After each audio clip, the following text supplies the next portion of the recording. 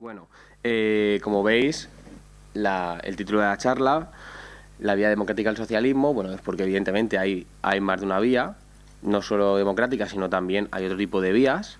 No sé si Edi tendrá tiempo de explicar esto, pero bueno, la vía democrática al socialismo surge, o por lo menos así lo tengo yo entendido, es una formulación de Gramsci, de Antonio Gramsci, que estableció una distinción entre, en un contexto histórico determinado, que es el contexto de la Segunda Guerra Mundial, pre-Segunda Guerra Mundial y Segunda Guerra Mundial, entre, pues, diferencia dos vías, ¿no?, entre lo que sucedería en Occidente y lo que sucedió en Oriente, refiriéndose a lo que sería la URSS, la vía insurreccional, y lo que podríamos hacer en los países occidentales para llegar al socialismo mediante una vía democrática, ¿no?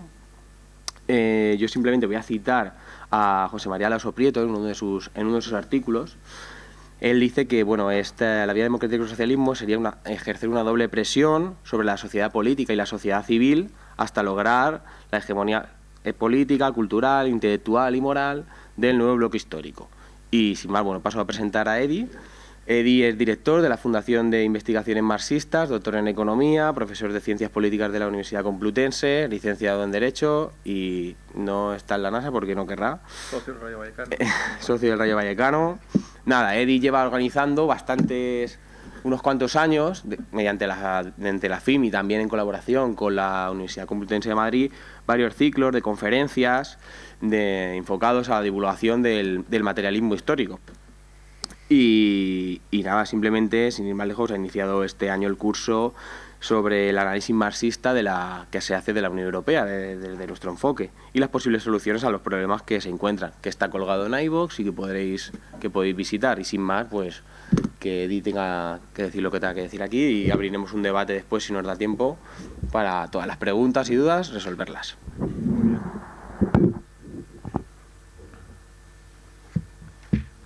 Bien, buenas tardes. Hay dos micrófonos por... Este va a la cámara. el otro es la cámara. Que se está grabando. Perfecto. Este es para personas de la sala. Muy bien. Se me va moviendo el No te micro. preocupes. No creo que Vale, bien. Bueno, buenas tardes. Ahora sí. Lo primero, bueno, para mí es un honor estar aquí, un privilegio, por dos motivos, ¿no? El primero, claro, él da en la historia del movimiento obrero, de lo que es la izquierda y la tradición progresista en nuestro país, pues es una de las grandes protagonistas, ¿no? De su movimiento liberales republicanos del siglo XIX, ¿no? Con la Gloriosa, después el movimiento anarquista, el movimiento socialista y luego la importancia que ha tenido para el PC históricamente la lucha por la República, luego la clandestinidad, la tradición industrial, el movimiento obrero. Bueno, estos son, digamos, los sitios en los que hay que venir, en los que hay que estar, porque muchas de las cosas que vamos a hablar aquí, más que por origen de pensadores, es claramente es obra y praxis política de una experiencia del movimiento obrero, en la cual, bueno, pues para mí es un honor militar y sobre todo conocer en los sitios en los que se creó y se impulsó toda una praxis, todo un conocimiento, un saber que nos ha llevado, entre otras cosas, a los debates que vamos a tener hoy en día, ¿no?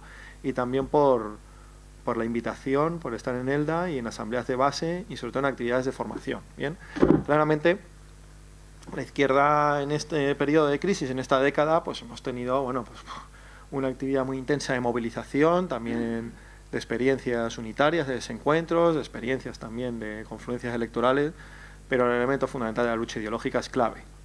Y ahora estamos viendo claramente una ofensiva, ¿no?, de las clases dominantes, de la burguesía muy fuerte, en donde hay también una intervención cultural e ideológica de primera línea, donde probablemente no estamos interviniendo a esa altura. Y la formación de la militancia, la pedagogía con la sociedad y afrontar todo este reto de la burguesía en estos momentos, ¿no?, de las clases dominantes, desde donde nos están metiendo, que es en el planteamiento cultural e ideológico, es fundamental. No le vamos a ganar a Donald Trump ni a nuevos planteamientos neofascistas insultándolos o por medio del reproche moral o intentándolos ridiculizar. Más bien al contrario, se van a realimentar, ¿no?, retroalimentar con eso. Si ellos nos meten un reto, hay que responderles al mismo nivel. Y claramente lo voy a intentar plantear. Toda esta fase actual del capitalismo está planteando unos retos muy importantes donde muy importante la actividad formativa, ¿no? Hablaba con Iñaki en el coche, pues, como nuestros militantes veteranos, todo el tiempo que le dedican a la formación, a la lectura, a los libros, a formarse, a los debates, eso es fundamental, porque no nos vale ni siquiera ya muchos de los elementos con los que nos hemos formado como militancia, en Izquierda Unida, en concreto, y en el PC, de hace 10 años, ¿no? La España de 2008, 2007, 2006 tiene elementos claramente muy diferentes al resultado de la crisis una década después. Entonces, en este sentido, felicitar la iniciativa. Además, esto es muy gracioso, porque como YouTube tiene, o sea, las nuevas tecnologías tienen alguna ventaja, pues claro, como colgáis los vídeos, pues yo era de los que veía los vídeos de estos que colgasteis, creo que hace, ¿no? Fue en 2014, 2013, sí, ¿no? Sobre aspectos básicos del marxismo, me acuerdo, marxismo histórico, dialéctico, historia del movimiento obrero, y bueno, pues yo ahí, como tengo una hija pequeña, pues me pongo los cascos y tal, como no duerme nunca, pues más o menos voy ahí también viéndolos, y en las noches estas de que me quedo despierto, pues los he ido viendo, y fíjate, pues al final me habéis invitado y para mí es un verdadero honor, ¿no? Una asamblea de base es lo prioritario en nuestra organización, por ahí es donde hay que empezar, ese es el núcleo fundamental, la formación como un pilar, y en un contexto histórico, en una coyuntura política, donde claramente a nivel teórico, ideológico, científico, cultural, hay que dar el do de pecho. Entonces, en ese sentido, felicitar la iniciativa. Segundo, claro, a nivel personal, yo no te conocía personalmente, te conocía por los vídeos, ¿no? Tenías el pelo así más, un poquito así más postmodernete, y sí, más punk y tal, ¿no? Entonces, dice, las vías democráticas al socialismo, yo, mátame camión, ¿no? O sea, esto, claro, me llegó hasta a emocionar, ¿no? Porque es verdad que en esta coyuntura tan exigente, sobre todo de movilización, huelga, marea, mani, concentración, no sé qué, leches unitaria, tal, a ver cómo nos presentamos a las elecciones, venga, tal, no sé qué, los elementos teóricos, pues bueno, y las referencias del trabajo ideológico pasaron a un segundo plano, ¿no? Pero luego, por el otro lado, también muchos conceptos los hemos abandonado, ¿no? Y es un momento ahora de plantearse cuál es el horizonte estratégico, tal tamaño trabajo militante que tenemos, ¿no? ¿Cuál es el horizonte al que vamos? Porque esto es, venga, octavilla, Twitter, grabar, charla, cartel, has pegado en tal sitio, recogiste los carteles, no sé qué tal, pero bueno, habrá un horizonte, ¿no? Todo esto se hará para algo. ¿No? Los elementos tácticos se conectan, ¿no? con un horizonte estratégico, que ese es el socialismo, claramente, ¿no? Ese es el planteamiento estratégico de nuestra organización y que justifique históricamente que nos organicemos como tal. Porque si solo fuese una lucha por la sanidad pública y la educación pública, pues no, eso no da por sí mismo, ¿no? El tener organizarse en partidos comunistas o en izquierdas de tradición socialista como Izquierda Unida, ¿no? Entonces el socialismo es un elemento muy importante que no hemos hablado de él, ¿no? Y yo, bueno, lo que vengo a plantear aquí es, a nivel histórico, en torno a esta línea concreta, las vías democráticas al socialismo, hasta ahora, por eso es de los orígenes a la política unidad popular, ¿no? Que sería un poco la teoría política, el elemento político del último congreso del PC y la Asamblea de Izquierda Unida, ¿no? La unidad popular. Pues bueno, hablar y detenernos a hablar de nuestro planteamiento programático táctico y nuestro horizonte estratégico, que es el socialismo. Porque nos debe preocupar que en la peor crisis del capitalismo desde los 70 y en algunos aspectos desde el años 20 del siglo pasado, ¿no? La crisis del 29, la crisis del 29, la peor crisis del capitalismo, de lo que se habla es cómo reformar el capitalismo, ¿no? Así, ese era el vocabulario de los 2008, 9 y 10. Y sin embargo, no hablamos del socialismo. Entonces, bueno, felicitar también una iniciativa de decir, bueno, pues vamos a hablar del socialismo, ¿no? Claramente el capitalismo en su crisis y en su fracaso de resolver los grandes retos sociales y medioambientales que tiene el mundo contemporáneo en nuestro país, no los ha sabido resolver, pues claramente pues plantea la alternativa de superación del mismo en torno al socialismo. Entonces, en ese sentido es muy importante retomar aspectos pues teóricos de nuestra teoría política, porque todo este trabajo desenfrenado que tenemos es para algo, ¿no? Y para construir, y tiene un objetivo, y en ese sentido pues también agradecer y felicitar la iniciativa. Bien, planteamiento, vías democráticas al socialismo, voy a hablar desde los orígenes y sobre todo voy a detenerme en el concepto actual de la unidad popular, ¿no?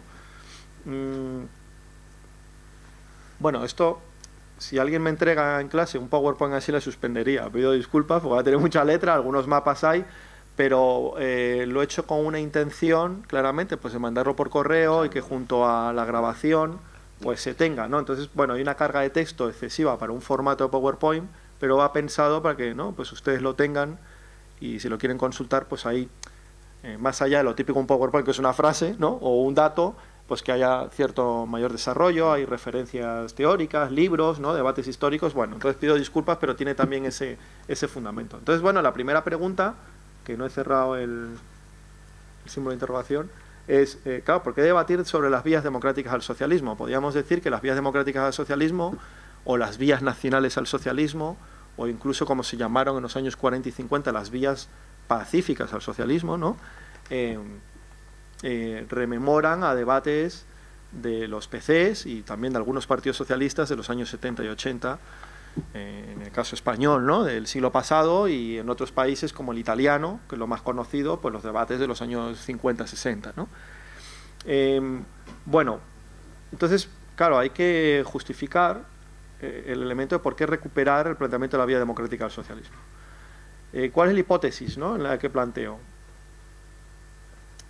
Serían como tres elementos. Primero, yo defiendo o planteo que claramente la unidad popular, o el concepto de unidad popular, sería la concreción histórica contemporánea de las vías democráticas al socialismo en la actualidad, hoy, ¿no? Nosotros luchamos por el socialismo a través de vías democráticas.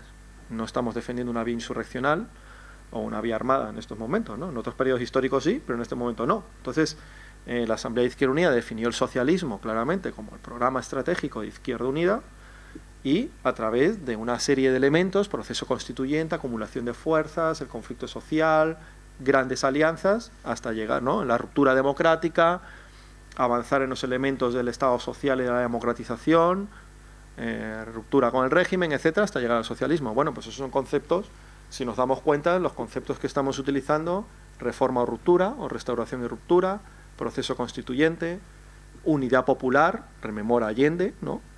Son conceptos políticos que tienen una tradición en torno a las vías democráticas del socialismo. Entonces, para mí, diría, el planteamiento que voy a defender, que voy a plantear, ¿no?, someter a debate, sería, que es el que defendí en el proceso asambleario, de decir, bueno, la unidad popular es como la concreción contemporánea de la histórica referencia, ¿no?, de los comunistas y las comunistas españolas desde los 50, de las vías democráticas al socialismo. ¿Bien? Desde la política de reconciliación nacional, pues esto sería como su elemento más actual, contemporáneo, con diferencias también, pero con ciertas continuidades. El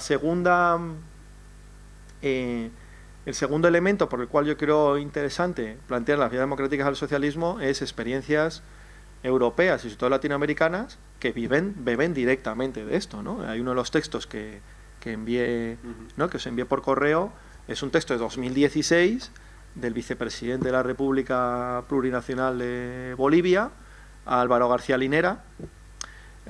Álvaro lo que plantea en el texto es el Estado y la vía democrática al socialismo, ¿no?, que es un texto que viene de una conferencia de 2016 en la Sorbona, en París. Y él lo que defiende es que lo que se llama los proyectos latinoamericanos del socialismo del siglo XXI, que es como los conocemos aquí, pues es una fase concreta, actual, contemporánea, de las vías democráticas al socialismo en aquella parte, ¿no?, del mundo.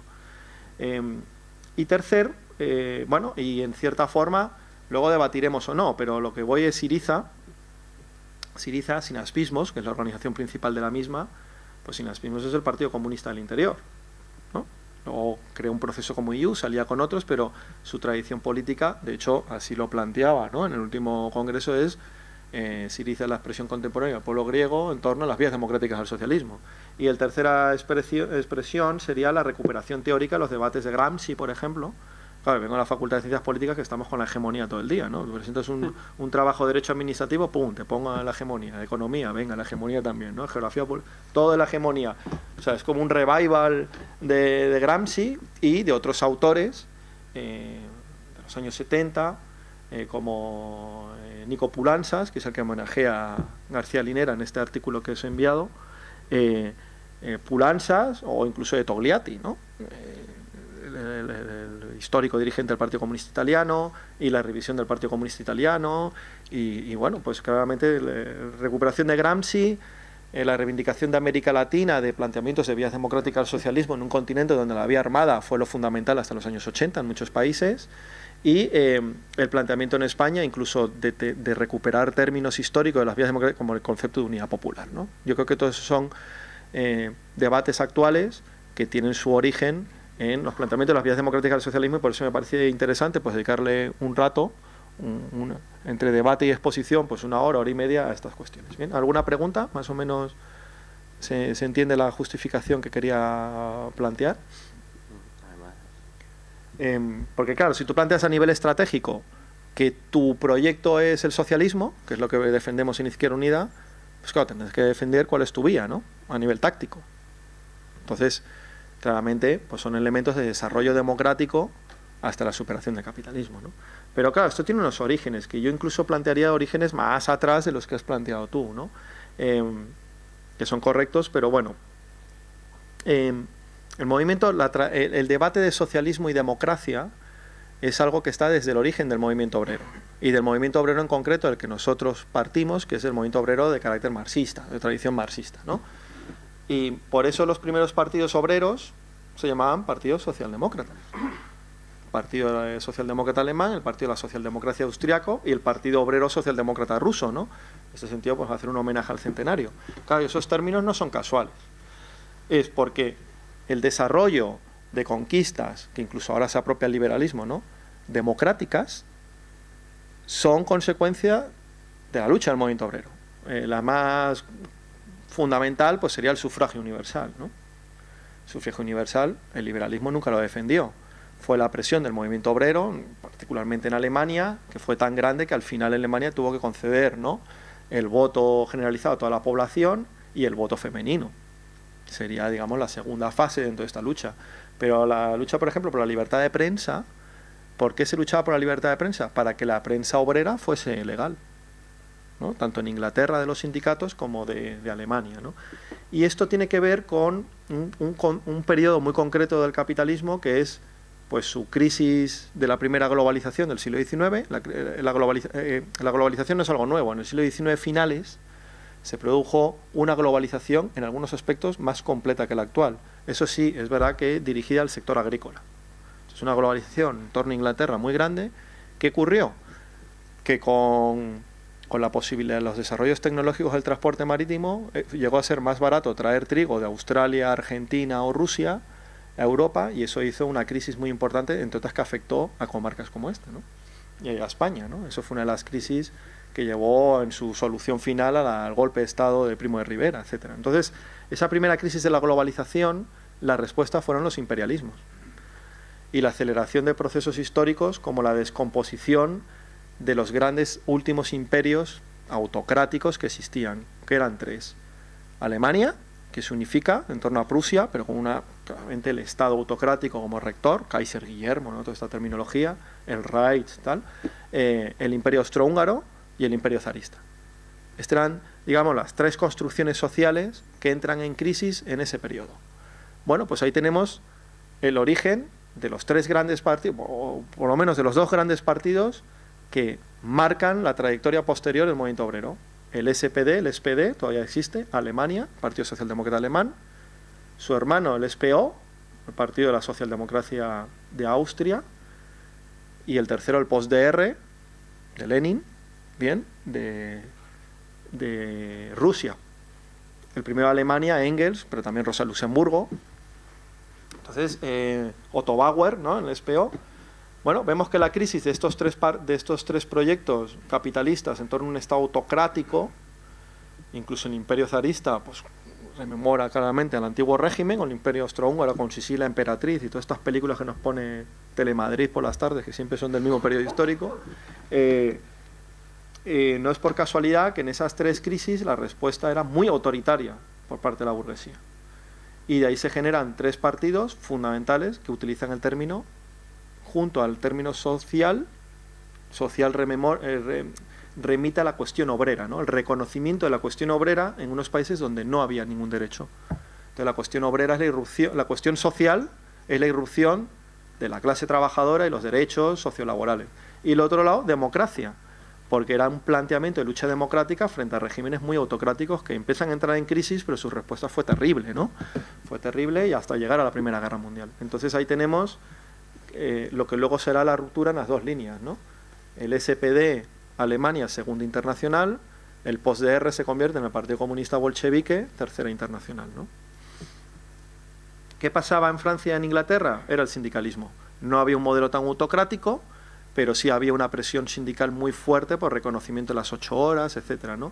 Y ahí los partidos socialdemócratas tuvieron menos influencia, no tanto como el sindicalismo revolucionario en Francia o el reformista en Inglaterra. El Partido Laborista se crea después, ya en el siglo XX.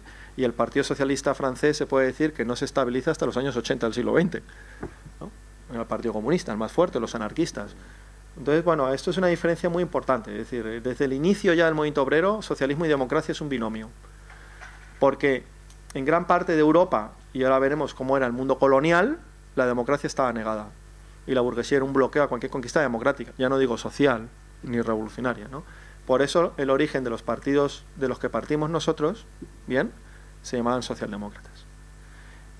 Una segunda fase, bueno, el anarquismo fue el predominante en aquellos países europeos de mayoría agrícola, donde el desarrollo industrial era menor, pues España, Portugal, Italia. ¿Ven? Bueno, ¿qué pasaba en la colonia? Como yo soy venezolano, siempre marco el otro mundo, porque siempre explicamos todo como si el origen fuese europeo de todo, y no es así.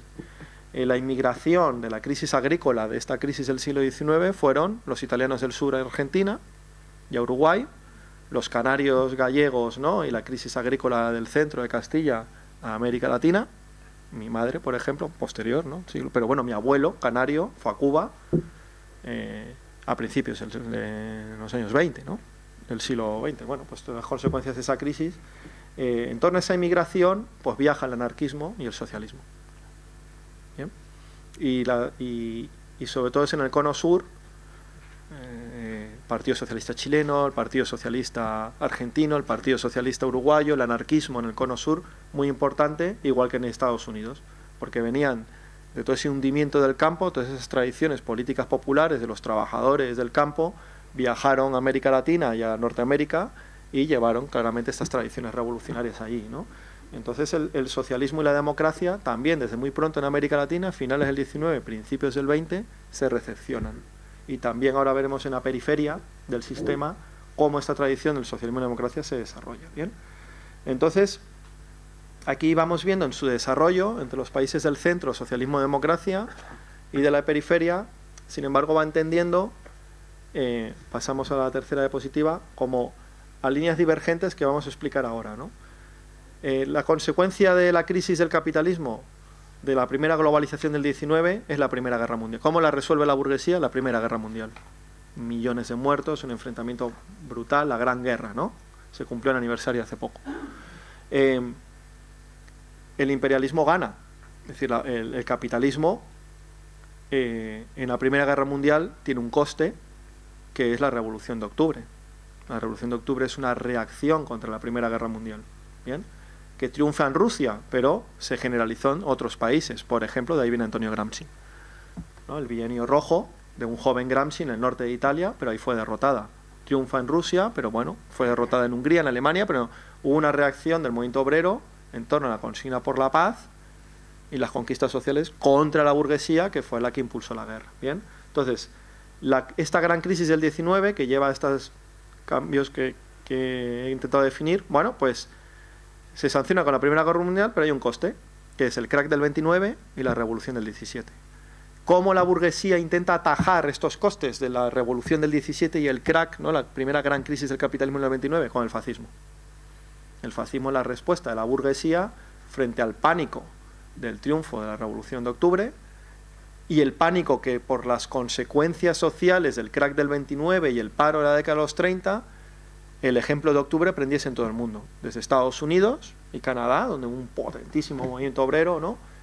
Es el origen de los partidos comunistas en este contexto histórico, siguiendo el ejemplo triunfante de Rusia, ¿no? Sobre la Rusia soviética, por la reacción es el fascismo. Si queréis ver Novecento, en la primera parte lo explica muy bien, por ejemplo, y otras películas, ¿no? Es el fascismo, la respuesta a la burguesía contra la aparición del fascismo, es cómo gana la burguesía, ¿no? Cómo se estabiliza frente a esta crisis del 29 y la revolución del 19 denominaban a su movimiento, entonces cambian el nombre y se llaman Partido Comunista, y ahí surgen los partidos comunistas, que es parte de nuestra tradición. Bien, pero claro, esta crisis no se resuelve y lleva a la segunda crisis del capitalismo, ¿no? Entonces la primera consecuencia es la aparición de los partidos comunistas, pero la derrota se frena la revolución, la aparición del fascismo. Pero surge otra segunda crisis del capitalismo que se resuelve con la Segunda Guerra Mundial. Y aquí viene otra segunda fase de la tradición democrática dentro del movimiento comunista. Si en el siglo XIX la democracia era frente a estos regímenes autocráticos, conquistar el voto, la libertad de prensa, bien, la libertad de reunión, la libertad de sindicalización, la libertad de los partidos políticos estaban prohibidos, el SPD en Alemania estaba prohibido. En esta segunda fase era la reacción del movimiento obrero contra el fascismo. Y eso desembocó y se resolvió ese conflicto en la Segunda Guerra Mundial. ¿Cuál es la respuesta a los frentes populares? El Frente Popular es una gran política de alianza defensiva, obviamente es defensiva, del movimiento obrero frente a los fascismos, en el que no solo los partidos comunistas, hay Dimitrov, la Séptima Internacional, ¿no?, llaman a la unidad con los socialistas, sino con sectores de la burguesía que no eran fascistas.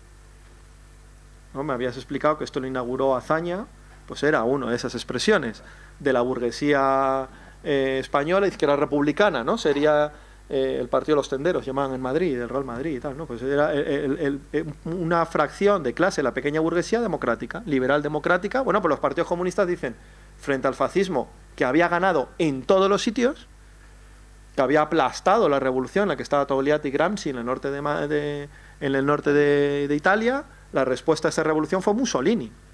Bien, frente al intento revolucionario en Alemania y en Baviera, fue Hitler. Frente a la revolución en Hungría de Belaún, toda la autocracia de Hungría, ¿no?, de la monarquía húngara, aliándose con Hitler, ¿no? Bueno, pues los partidos comunistas reaccionan y es la alianza con el Partido Socialista y la alianza incluso con sectores de la burguesía, es decir, capitalistas, pero que no son fascistas. Es el Frente Popular.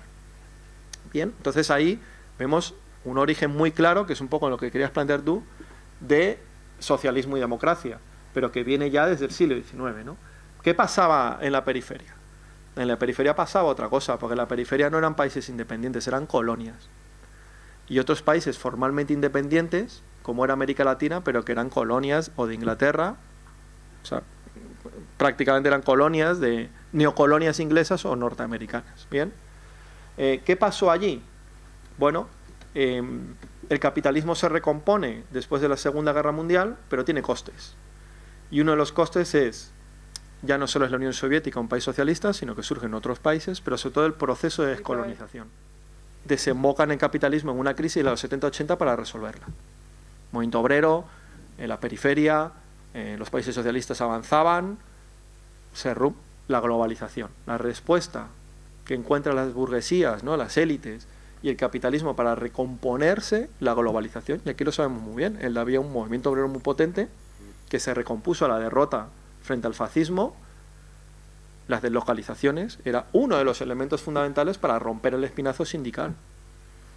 Y en el norte de Italia y en Francia, y están en YouTube, ¿no?, los mítines de Berlinguer al final en la Fiat, ¿no?, pues para evitar que partes de la Fiat se deslocalizasen, porque con eso fracturaban, fragmentaban, ponían a la defensiva al movimiento obrero. Pero fue la derrota, el inicio de la derrota de los movimientos de liberación nacional. Por ejemplo, el panarabismo. Y frente a esto, que surgen los hermanos musulmanes. Y vuelve el islamismo, que era algo que había quedado derrotado, era un vestigio del colonial, ¿no?, eran los aliados de la colonia. Vuelve el islamismo, años 80, 90 y hasta ahora. Las derrotas o nos ponen a la defensiva en los países socialistas o antiimperialistas de África. ¿Y qué ocurre en América Latina? La derrota de la guerrilla. Toda la guerrilla, el Frente Facundo Martí no logra triunfar en El Salvador, aunque mete la ofensiva. El Frente Sandinista es derrotado con un chantaje tremendo en las urnas en el 91. La guerrilla en mi país queda aplastada, etcétera, ¿no? Pero es el momento también, en ese momento álgido del movimiento obrero, del movimiento antiimperialista, donde hay triunfos de las vías democráticas al socialismo. ¿Cuál sería? Allende, ¿no? Salvador Allende triunfa en 1970. Y no solo a través de la desglobalización, ¿no? La globalización, la deslocalización, es un ataque al movimiento obrero de Europa Occidental. La escalada bélica es una forma, sobre todo por subir los gastos de defensa, frente a otros componentes de errores internos, ¿no?, en donde meten a la defensiva a la Unión Soviética y a los países del Este, ¿no?, a los países europeos socialistas, y a la periferia revolucionaria, a la periferia anticolonial, antiimperialista, reacciones como el tribalismo, ahí está la Suráfrica racista en aquel momento, ¿no? Y todo el islamismo radical, viene todo un momento durísimo contra los ejemplos más progresistas en la periferia, ¿no? Y en América Latina era derrotar a la guerrilla, pero sobre todo, derrotar cualquier ejemplo de conquista del socialismo por la vía pacífica, por la vía democrática. Por eso hubo que matar a Allende. Y el golpe lo tenían ganado, pero había que bombardear la moneda, había que asesinarlo. Porque era, y luego había que, y no solo fue Chile, recordemos que el primer golpe de Estado fue en Brasil, luego fue en Chile, Paraguay, Uruguay, Argentina, ¿no? Y una tremenda internacional del terror, esto no me voy a extender porque es muy, ¿no?, conocido, ¿no? La Operación Cóndor, con la CIA detrás, en aniquilar a 2 generaciones del movimiento obrero y de la intelectualidad, ¿no?, marxista, aniquilarla. ¿Y qué defendía, ¿no?, la unidad popular de Chile? Pues una vía democrática, así se denominan. Ustedes ponen en Google vías democráticas al socialismo y sale por filas de columnas el ejemplo de Chile y Salvador Allende, que era socialista, no era comunista. ¿Por qué? Porque esto fue, igual que Olof Palme, ¿no?, fue una presión tan grande que sectores de los partidos socialistas abrazaron el concepto de la vía democrática del socialismo y alianza con los partidos comunistas. Entonces, golpes de Estado en el Cono Sur, acabar con las guerrillas, tortura, asesinatos en masa, en donde el ejemplo franquista les sirvió de ejemplo, claramente. No recordemos que Franco fue el régimen de terror en tiempos de paz más grande que ha existido, mucho más que Hitler antes de la Segunda Guerra Mundial. Eso es lo que se copió en América Latina, especialmente en Centroamérica hubo que aniquilar a la URNG, ¿no?, las guerrillas de Guatemala, que es la más antigua, Colombia y Cono Sur, mi país, cualquiera. En África y en Asia, el tribalismo y el islamismo radical, eso fue Al-Qaeda, el origen de Al-Qaeda, ¿no? Y cómo Arabia Saudí recupera una posición geopolítica como gran aliado de Estados Unidos e Inglaterra. Recuerden que Lawrence de Arabia era un militar británico del MI5 mandado a articular ese tipo de movimientos. Bueno, y en el movimiento obrero occidental, la deslocalización, el romper el espinazo al sindicalismo. Esa es la tercera fase que está ahí, que me he querido extender porque es el origen de muchas cosas de lo que ahora estamos intentando reaccionar. Bien, disolución del Partido Comunista Italiano, las grandes crisis de los partidos comunistas en el centro, ¿no? Pero hay un coste, ¿no? Como veis, en cada momento en donde el capitalismo se recompone hay costes, ¿no? El primero, pues la Revolución de Octubre, el crash del 27, la descolonización. ¿Qué coste hubo aquí? Pues hubo un coste no pensado, ¿no? Tengo por aquí. Ajá. La deslocalización permitió la industrialización de ciertos países de la periferia, sobre todo asiática. Donde un país que, por cierto, ganaron los movimientos de liberación nacional, que fue China, después Vietnam, en torno al Partido Comunista, fueron parte de esa periferia que desde los 70, 80, 90 y sobre todo ahora se industrializó, y es el origen de lo que los mismos capitalistas occidentales llaman los BRICS, ¿no?, por ejemplo. O sea que esta crisis de los partidos comunistas del movimiento obrero es relativa, porque miramos siempre el mundo desde la óptica nuestra de Europa, o de Estados Unidos, del mundo occidental. Pero hace 3 meses había la huelga general más grande, con 180 millones de trabajadores en la India, de capitalismo y democracia, que se llamaron los estados de bienestar. O sea, los estados de bienestar generó como un planteamiento donde el capitalismo y la democracia parecían convivir, porque la cuestión social era asumida por el capitalismo. Sin embargo, con la globalización, y después de 2007 lo hemos visto, esto es imposible. Todas las salidas a la crisis que plantea el capitalismo son atacar la cuestión social, negarla, atacar el estado de bienestar, atacar las expresiones políticas democráticas de las clases populares son anuladas o son cada vez más recortadas. Entonces, aquí está el planteamiento de la recuperación del elemento democrático como en primer término. Es decir, en la globalización el capitalismo es oligárquico. La capacidad de decisión se reduce a las empresas transnacionales y a ciertas élites, ¿no? Y hay una respuesta democrática en la que insertamos nuestro discurso socialista. Como veis, he intentado determinar aquí porque desde el siglo XIX hemos visto ejemplos en el siglo XIX, en el siglo XX y ahora en el siglo XXI, donde el elemento de socialismo y democracia es algo consustancial, lógico, ¿no?, integrado en nuestro ADN político histórico, pero que en cada coyuntura se manifiesta de manera distinta. Ahora no estamos en los frentes populares antifascistas, ni estamos luchando contra un régimen autocrático del 19, pero estamos luchando contra este periodo histórico, este capitalismo oligárquico este capitalismo que, imponiendo las políticas de ajuste generalizadas en todo el mundo, niega su carácter democrático. Es decir, podemos decir que en el momento actual de desarrollo del capitalismo, a través de estas medidas de recortes, ha asentado su poder, pero tiene un coste, que es la imposibilidad de cualquier planteamiento democrático dentro del capitalismo actual. ¿Bien? A nivel geográfico, como soy profesor de geografía política, meto mapas, porque claro, esto es el corporativismo profesional de cada uno, pues bueno. ¿Dónde las vías democráticas al socialismo? Ya me voy a centrar años 80 hasta ahora, ¿bien? O 70 hasta ahora han prendido, ¿no? Pues diríamos en Europa de los 70-80, claramente la Europa meridional. El mapa que está a su derecha, ¿no? No su izquierda, como es increíble que haya profesores que no sepamos qué es derecha, izquierda, y horizontal y vertical y tal. Me diría algún amigo, pues te sepas lo que es arriba y abajo, por ahí, más o menos, por ahí sales. Bueno, esto es un mapa, a su izquierda, disculpen. Sí. Es un mapa elaborado en torno a la división que hubo en los PCs en la década de los 70-80, ¿no? Con la cuestión del posicionamiento no con la Unión Soviética. Eso fue la cumbre, ¿no? de los partidos comunistas y obreros de Europa en el 76. Bien, todavía España, el partido estaba ilegalizado. Los partidos que plantean el eurocomunismo, pero no solo, porque ahí está Yugoslavia, por ejemplo, o partidos como el noruego, era el planteamiento de las vías nacionales. O sea, la autonomía de los partidos comunistas para plantear su política nacional independientemente de las necesidades de las políticas de Estado de la Unión Soviética. ¿Bien? Y bueno, ahí se da una ruptura, pero no me interesa tanto ese debate, que sí que es un debate superado, pero me interesa más que se fijen geográficamente dónde están, que es Europa meridional.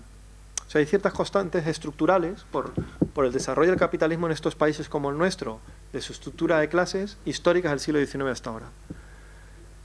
Son países que, como en España, la burguesía industrial nunca triunfó, ¿no? La oligarquía siempre ha tenido una base agrícola importante, pero lo que me interesa es un carácter rentista. ¿Bien? El rentismo era agrícola, latifundio, y ahora es un rentismo inmobiliario y financiero. Pero el vivir de las rentas, que está ya incluso metido en nuestro discurso popular, ¿no? Y cásate con este que tiene tierras, ahora sería cásate con este o esta que tiene pisos, ¿no? Pero esto sabéis mucho por aquí. Pues los nietos del Partido Popular actual, incluso el Partido de los Ciudadanos, serían las grandes oligarquías rurales urbanas rentistas del siglo XIX y XX, que ahora se reproducen en su forma inmobiliaria, ¿no? En su forma inmobiliaria. Y hasta la caída de las cajas de ahorro financiera también, y la bolsa. Eso es el sur de Italia, eso es parte del sur de Francia, pero sobre todo Portugal, Grecia y España. ¿Bien? Hubo revolución industrial, revolución burguesa, pero en torno a un agrarismo. Son países muy antiestatalistas. Recuerden que el golpe de Estado en el 36 fue por evitar, bueno, había muchos motivos para dar el golpe de Estado por parte de las clases tradicionales, pero fue evitar el IRPF. El no pagar impuestos, el evitar la construcción del Estado social, el integrar las conquistas de la clase trabajadora, su representación política sindical, su antiindustrialismo. Es decir, son pautas históricas de las clases hoy en día todavía dominantes, ¿no? Que se han ido reproduciendo en la globalización, pero que siguen ciertas constantes. La otra es ceder todos los elementos industriales, tecnológicos y más avanzados al capitalismo extranjero. El calzado de aquí, ¿no? Pues son multinacionales. Luego, ¿cuál es la industria local? La economía sumergida, trabajar en talleres pequeños, las pymes, etcétera. Pero el elemento rector de la política en España es la empresa transnacional, ¿no? Hemos visto la fusión, ¿no? De la compra del PSA es Citroën Peugeot, a la General Motors, a Opel. Bueno, imaginaros, ya lo que nos falta es la poca industria que tenemos en este país, el automóvil, entre Volkswagen, que ya compró SEAT, que era pública, y estos pueden controlar, es decir, controlan básicamente el 85% de las empresas innovadoras de este país. De los sectores puntas de este país, desde el 19 hasta ahora, han estado regidos por el capital extranjero. ¿Quién montó el ferrocarril? El capital francés. ¿Quién montó la electrificación del país? La ITT. ¿No? ¿Quién montó la explotación minera? Los ingleses. ¿Y los ingleses qué hicieron en la cornisa cantábrica? Evitar que se conectase por tren a Asturias, carbón, con el hierro vizcaíno, porque ese era el origen de la industrialización nacional. Acabaron con la industrialización del textil en Béjar, en Salamanca, o en Málaga, que es el origen de los larios. Luego se pasaron a hacer chupitos, ¿no? Y tal, pero etcétera, etcétera. Bueno, pues hay una constante hasta el siglo XXI de este bloque de poder. Capitalismo extranjero controla los sectores punta y el cambio tecnológico, y los sectores tradicionales rentistas en España son los que mantienen el control político. Digamos que ese es un binomio que se reproduce en estos países, y no por eso en casualidad, y también muy, muy, muy subalternos a ahora Estados Unidos, la OTAN, al capitalismo financiero. Somos países endeudados, aquí manda el acreedor financiero, Alemania y Estados Unidos. Y lo que diga Merkel, el euro, lo que diga la OTAN, Estados Unidos. Entonces, eso se reproduce en estos países, y desde la década de los 70-80 por eso explica ciertos elementos diferenciadores con otras izquierdas, la izquierda nórdica o la izquierda de los países del centro europeo o la izquierda británica. Bien, y no es casual además que por nuestro retraso histórico, nuestra subalternidad de las clases dominantes, los recortes aquí son ejecutados con una fidelidad tremenda, ¿no?, de las clases dominantes españolas, ahora diríamos Rajoy, pero también han generado una respuesta política. Y antes llamábamos las vías democráticas al socialismo, y ahora llamaríamos la Unidad Popular, ¿no?, que se llama así la decisión de Syriza. El Bloco y el PCP el Bloco llama al PCP y a sectores de la izquierda socialista generan la Unidad Popular, aquí Unidos Podemos. Bueno, son pautas históricas que yo quería plantear aquí, independientemente de coyunturas concretas de debates, el eurocomunismo y tal, pero que hay ciertos elementos estructurales de clase, como es el capitalismo, que hacen que en estos países sea el eslabón débil de Europa, que es a lo que iba. Y en América Latina tienen en rojo o granate los países del socialismo del siglo XXI, que los tres tienen una pauta similar. Son países donde el sector energético es el eje. Entonces, si tú privatizas el sector energético, en mi país el petróleo, en Ecuador también el petróleo, en Colombia el gas, y el gas en Bolivia. ¿Qué quiere la oligarquía? Muy proimperialista, muy pro-globalización, privatizar estos sectores, ¿no? ¿Cuál es la respuesta contraria? Desde los 90 hasta que se triunfó en los 2000, su nacionalización. Y blindarlo como un derecho popular, el carácter público de los sectores estratégicos. Eso fue el origen de los cambios constitucionales, proceso constituyente.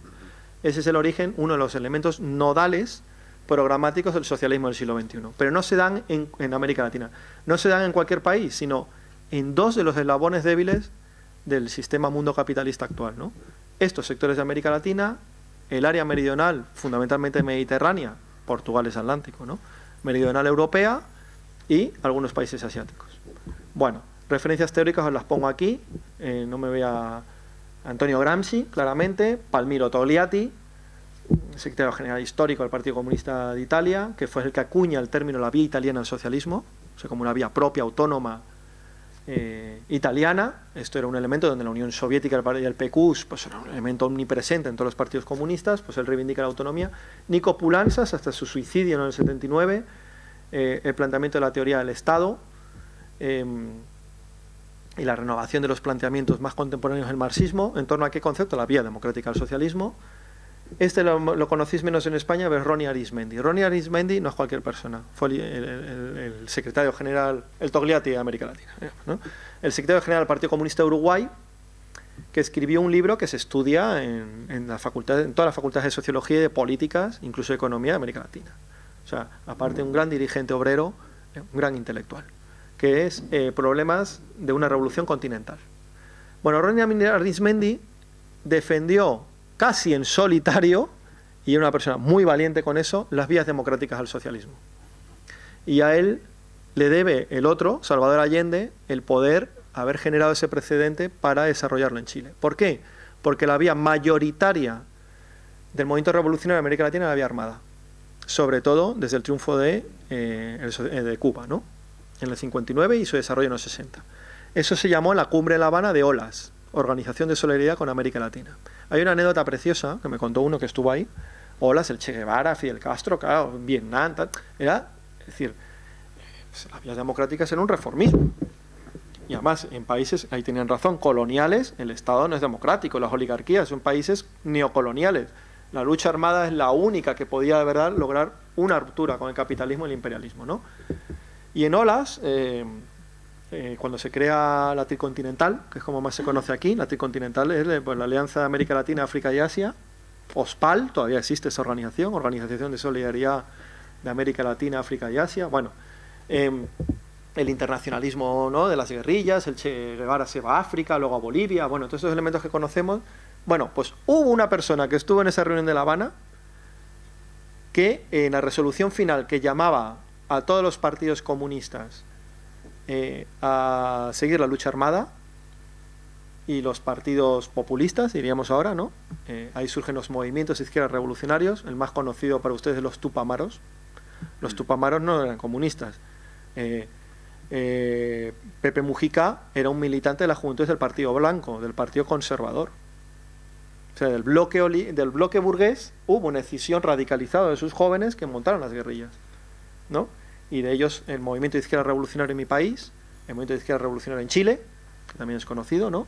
El movimiento de izquierda revolucionario en Bolivia, bien, el ERP, ¿no? El ERP, el Partido de los Trabajadores Revolucionarios en Argentina, los montoneros, una parte del peronismo, y bueno, partidos comunistas que ejercían la lucha armada, hubo excepciones, el Partido Comunista de Venezuela, y sobre todo el más conocido es el Partido Comunista de Colombia, las FARC.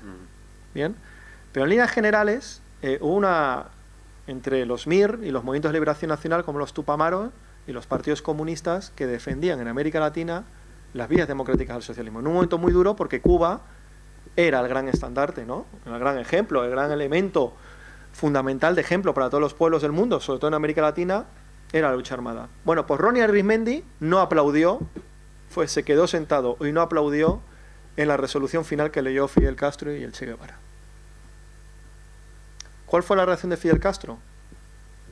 Llamar a Ronnie Arismendi a Cuba para hablar con él y bueno, hizo una rueda de prensa, reconocerle el valor, ¿no?, político, ¿no?, la valentía política de una persona que en situación de minoría defendió su posición, ¿no?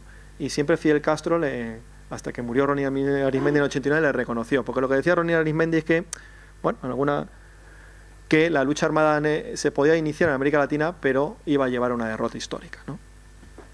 Bueno, pues Ronnie Arismendi, quería hacer un homenaje a él porque es poco conocido en España, pero una persona en América Latina muy importante. O sea, como un Antonio Gramsci para nosotros, ¿no? Como Amílcar Cabral en África, pues. Y Álvaro García Linera en actualidad. Bien, este le conocéis más, ¿no? Es el vicepresidente de Bolivia. Y este es la excepción. Es otra excepción como Ronnie Arismendi, porque Álvaro García Linera ejerció la lucha armada. Formó parte de la guerrilla en Bolivia, los Tupacatari, el Ejército de Liberación Nacional Tupacatari, ¿no? Igual que los Tupamaros, elegían nombres de resistentes indígenas frente al colonialismo. Tupacatari sería el ejemplo de Bolivia. Y él estuvo en la cárcel, era una persona que defendió, no solo defendió, sino ejerció la lucha armada en Bolivia. Y hizo el camino inverso, ¿no? Decir, casi, Ronnie Arismendi tiene razón, las vías democráticas al socialismo. ¿Cómo llamamos a esto en América Latina? Que es el nombre que ustedes conocerán, los procesos constituyentes. ¿Bien? Los procesos constituyentes, que esto no suena más, ¿no? La constituyente en Venezuela, después el cambio de la Constitución en 2008 en Bolivia. Bien, los procesos constituyentes en América Latina es después de una autocrítica, ¿no?, de por qué hemos sido derrotados en América Latina, una recomposición del campo popular después de la derrota de la lucha armada. Y se llamó allí proceso constituyente, era como el marco teórico, ¿no? Los procesos constituyentes, pero que luego Álvaro García Linera, ya más avanzado y más madurado, ¿no?, reconoce o le pone el término que es la expresión latinoamericana contemporánea de las vías democráticas al socialismo. ¿Vale? Bueno, y ya voy terminando porque, bueno, esto era una cuestión de los orígenes. ¿Qué nos pasa en España hoy en día? Bueno, aquí pongo, diríamos, un análisis marxista de la fase política, ¿no? Es decir, en la teoría política marxista, cómo analizar una fase concreta. Ya saben que para los marxistas esto de la abstracción es un debate escolástico. A nosotros nos gusta la concreción, ¿no? Esa es la frase de Lenin, ¿no? El problema concreto, ¿no? Hay que resolver los problemas concretos, ¿no? Carlos Marx era hay que resolver la contradicción principal, ¿no? Le decía a Proudhon, está muy bien todo este debate, me estáis metiendo aquí y tal, los socialistas utópicos, os quiero mucho, sin ustedes no hubiésemos nacido, pero hay que resolver la contradicción principal, que es la capital trabajo. Y en el debate teórico escribe una cosa pequeñita que se llama el capital, ¿no? El origen del capital no es un debate filosófico de tal, no, es un debate político en el seno de la Primera Internacional, en decir, no, mirad, hay que ir a la concreción de cómo es la sociedad contemporánea. La sociedad contemporánea avanza hacia una cosa que se llama capitalismo y funciona así, así, así, así, y eso lleva a una contradicción concreta que es distinta a la del principio del siglo XIX y de las revueltas, ¿no? Históricas del siglo XIX, la Comuna, ¿no? La Revolución de 1830, la República guiando al pueblo en el cuadro este de Lacroix, ¿no? Y tal, y los artesanos parisinos llevando barricada. No. Pum, el capital, ¿no? Frente a Proudhon en Miseria de la filosofía. Bueno, Mao Zedong lo llamó en sociedades más atrasadas, coloniales y feudales, aislar al enemigo principal, que son muy gramscianos. Hay que aislar al enemigo principal. En cada fase, bueno, esos son elementos concretos, ¿no? ¿Cómo lo llamaba Gramsci? Que en realidad se lo toma Lenin, ¿no? Gramsci lo llamaba, hay que pasar, esto nos va a sonar, del asalto al asedio. La política del asalto a los cielos de Carlos Marx es un tema decimonónico, derrotado. El fascismo resolvió ese problema. Lenin lo dejó, pero murió en el 24, muy joven. Es Gramsci el que lo desarrolla más, que es el término de la hegemonía. Hay que pasar al asalto al asedio. ¿Por qué? Porque la lucha ahora va en una guerra de posiciones. La guerra frontal, directa, frente al capitalismo, el fascismo nos ha derrotado. Hay que cambiar de táctica. El socialismo del horizonte, nuestra táctica es la guerra de posiciones, la acumulación lenta de fuerzas, hasta construir un nuevo bloque histórico, generar una hegemonía, ¡pum!, ¿no? Nos suena, ¿no? Bueno, pues esos son elementos del análisis marxista que nos sirven. No se expresan igual, pero metodológicamente, ¿no? Y todos estos autores partían de analizar cómo era el capitalismo internacional. ¿Cuál fue el primer libro de Lenin? Las características del capitalismo ruso frente a los populistas. ¿Qué dice Lenin? Mira, el capitalismo en Rusia es un país capitalista. O sea, dejaros populistas agraristas, no es un país precapitalista, agrario, es un país que avanza al capitalismo. Pero es un capitalismo periférico, diríamos ahora, ¿no? El término centro-periferia surge de ahí. Mao Zedong igual, el Che Guevara igual, Ho Chi Minh igual, Gramsci también. ¿Cómo lo llamaba Gramsci? El problema meridional. Es decir, no, es que el sur de Italia no tiene nada que ver con el norte. ¿Y esto por qué? Es por cómo se ha insertado Italia en el capitalismo mundial. Bueno, eso me parece muy interesante, porque en el marco de la globalización, pretender y creer, que son unos errores, ¿no?, que yo creo que tenemos, que podemos hacer algo a una escala meramente nacional, es delirante. Que se lo expliquen a Syriza, ¿no? O a Mitterrand y el PCF en los 80 en Francia, que fue el otro intento, después de Chile, de una vía democrática al socialismo, ¿no? En un solo país, diríamos, ¿no? Una vía democrática en un solo país, ¿no? Pero bueno, que se lo digan a la Unión Soviética también, en el marco de la globalización, cómo fue derrotada en su proyecto del socialismo en un solo país. Entonces hay que ver cómo se inserta España, en este caso, la España de 2017, en el capitalismo mundial. ¿Y qué posición ocupa en ella? Para de ahí extraer cuál es el conflicto principal de esta fase política, extraer de ahí un programa político que lo resuelva y la política de alianzas que permita ser mayoritario. Bueno, esta metodología, que yo creo que nos reconocemos en ella, es clara expresión de una tradición política marxista en donde las vías democráticas del nacionalismo hay maestros, ¿no? Antonio Gramsci y Togliatti eran maestros, o Arizmendi en América Latina. Entonces, bueno, claro, la globalización en España se llama Unión Europea. Es decir, la forma en que el capitalismo español, la burguesía española, resuelve la crisis de la autarquía. ¿El franquismo cómo la resuelve? Fuera Falange, venga el Opus Dei, su internacionalización. Pero su definitiva internacionalización, con la crisis de los 70, fue insertarse en la globalización. Y eso era entrar en Europa. Bien, que esto lo ejecutó muy bien el PSOE, ¿no? Eran las teorías de la modernización. Era democracia, Europa, bienestar. Bueno, ¿cómo ha quedado Europa? Bueno, pues en un análisis de la fase internacional, en nuestra lucha concreta actual, vemos lo siguiente. Primero, la Unión Europea claramente tiene una hegemonía alemana y de su periferia, que son los países del este. Las multinacionales alemanas articulan el este europeo. Bratislava es la sede de la industria auxiliar del automóvil alemán. Polonia, del sector agrícola alemán. Chequia, del turismo alemán, ¿no? Bulgaria y Rumanía, de toda la electrónica y metalmecánica alemana. Estos países los integra Alemania en la Unión Europea, previo absorción de la RDA, claro. Como veis, de 2003 a 2007 han entrado 10 países del este en la Unión Europea. Por eso pongo esas flechas, porque son en negro y azul, se ve poco. Pero bueno, hay un desplazamiento de la Unión Europea hacia el este. ¿Qué se desengancha el Mediterráneo? España no solo es un país mediterráneo, pero fundamentalmente se inserta en el área meridional. Hay un desgajamiento tremendo. Es decir, la posición, resumidas cuentas, que ocupa España en la globalización actual es un país subalterno. Es un capitalismo periférico. Es un capitalismo que dentro de la división del trabajo alemana se especializa en ¿qué? Esto os suena. Turismo.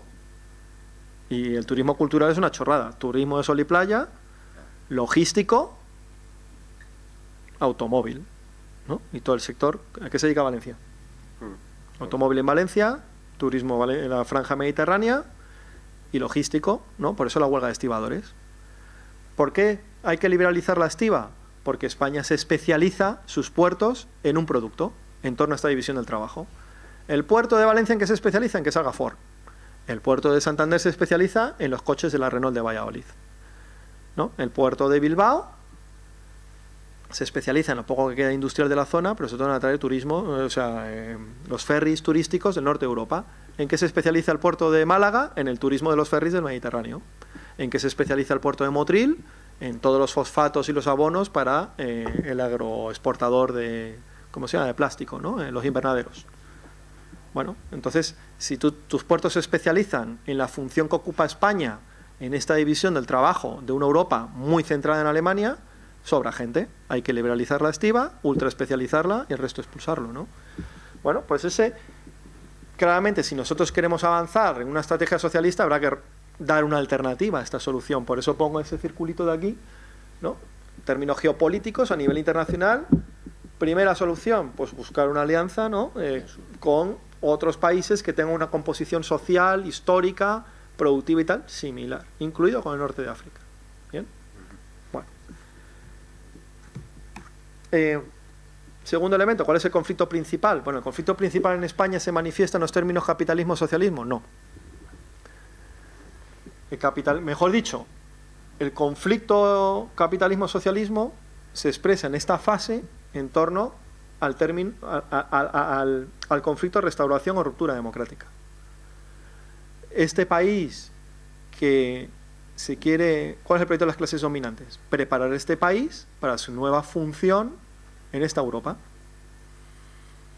que ya llega de atrás, pero ahora es, digamos, su profundización de invernadero, turismo y automóvil. Y el logístico, ¿no? Eso es el corredor del Mediterráneo. Eso suena también, ¿no? Ese es el corredor del Mediterráneo. Dice, ¡jo, qué suerte! Estamos en el corredor del Mediterráneo. Bueno, sí, estás en el corredor del Mediterráneo con esas funciones. Si tu planteamiento es ser industria ensambladora, es decir, todo lo importamos y lo que hacemos es ensamblarlo, es decir, compramos caro para exportarlo barato. Si lo que tenemos es el logístico, principalmente de chicos jóvenes que van allá al logístico, ¿no? Si lo demás es agroexportador y un sector, migrantes, y un sector servicios, mujeres jóvenes, vivir de esos sectores es precariedad laboral estructural. Pues esto requiere claramente de una adaptación del Estado español, de todas sus infraestructuras, sistema educativo, sanitario, de todo el Estado, a este proyecto de las clases dominantes. Y ese proyecto de las clases dominantes requiere pues el ajuste salarial permanente, la clara ya desecho histórico, ¿no?, de la imposibilidad del desarrollo del Estado social pleno en España, reducción de la capital, recentralización del país, etcétera, etcétera. Bueno, eso sería un proyecto restaurador, es decir, ¿qué país requieren las clases dominantes para restaurar su dominio en las nuevas condiciones de la globalización? O la ruptura democrática, que es nuestro programa táctico. Si queremos llegar al socialismo, primero hay que romper con esto. Y esta es la política de ruptura democrática, que se podría decir, en un programa mínimo, podría ser Estado social avanzado, derechos humanos, democracia radical, ¿no? Más o menos, como un planteamiento en donde los sectores que vivimos de nuestro salario o en nuestra pensión ganemos capacidad política. Y al ganar capacidad política podemos avanzar hacia planteamientos que nos llevan al socialismo. Porque Lenin no planteó, venga chicos, al socialismo, no, planteó la alianza obrero-campesina. Y en el planteamiento estratégico del socialismo en Rusia había que resolver primero la cuestión zarista y la cuestión del campo. Aliado principal, los campesinos. ¿Los campesinos son socialistas revolucionarios? No. Pero sí quieren la reforma agraria. El zarismo va a